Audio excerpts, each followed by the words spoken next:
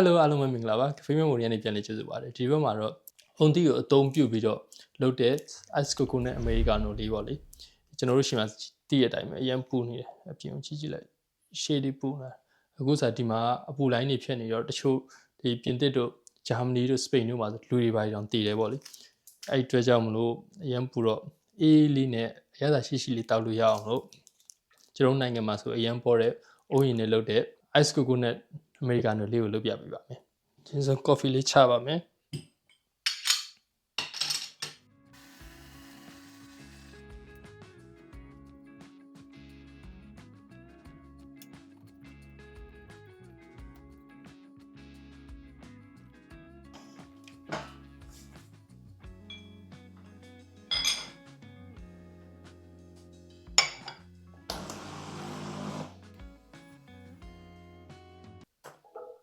ဘုံရီထုတ်တဲ့အချိန်မှာဒီအပေါ်ကမျက်စိနှလုံးနဲ့ပါဇက်မျိုးလေးရှိရပေါ့လေပါဇက်လိုမျိုးလေးကိုဖောက်လိုက်ရုံပါပဲ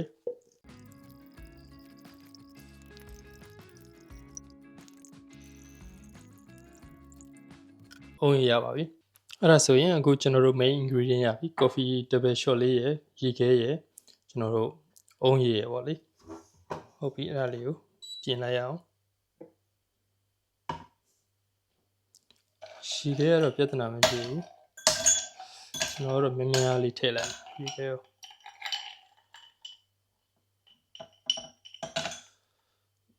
အေးလေးတောက်လို့ရအောင်အဲ့ဒါဟိုမှာကျွန်တော်တို့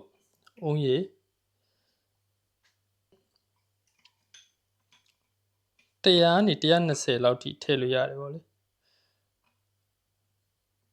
ကျွန်တော်120လောက်ထည့်လိုက်နေတော့ပို့သွားပြီ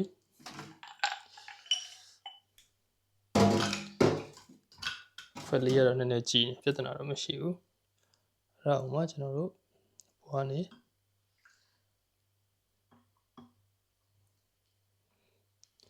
successfully launch ပြလိုက်ရပါပဲ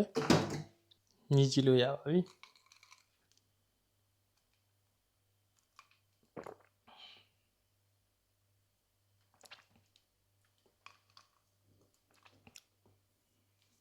ရှေ့ပဲအုံးရည်နဲ့ကျွန်တော်တို့အုံးရည်တောက်ရင်ရလိုက်တဲ့အုံးရည်အနံ့လေးကတော်တော်လေးလွှမ်းနေသေးတယ်အဲ့ဒါဟိုမှကျွန်တော်တို့ coffee ရဲ့အခါတလေကပြည့်တော့ပြည့်သွားတယ်ဒါပေမဲ့လုံးလုံးပြည့်သွားတာမဟုတ်ဘူးပေါ့လေတော်တော်လေးမိုက်တယ်တော်တော်လေး refreshing ဖြစ်တယ်အရသာအရန် good pairing ဖြစ်တယ်လို့ပြောရမှာပေါ့လေဒီ coffee မကြိုက်တဲ့သူတွေတောင်ကြိုက်မဲ့ drink တစ်ခုလို့ကျွန်တော်ကတော့ recommend ဘာလို့လဲဆိုတော့သူ့ကိုဘာတကြားမှလည်းကျွန်တော်ရောမထားဘူးအချိုရက်ကအုံးရည်ရပေးတဲ့အချိုရက်ကိုမှ coffee ရဲ့အခါတက်ကိုပြန်ပြီးတော့ balance ပြန်ဖြစ်သွားတယ်ပေါ့လေအရသာအရန်မိုက်တယ် recommend ပေးပါတယ်ကိုယ်တိုင်လှုပ်တိုက်ကြည့်လို့လည်းရတယ်လို့ဒါမှမဟုတ်ရင်လည်း site မှာတွေ့ရင်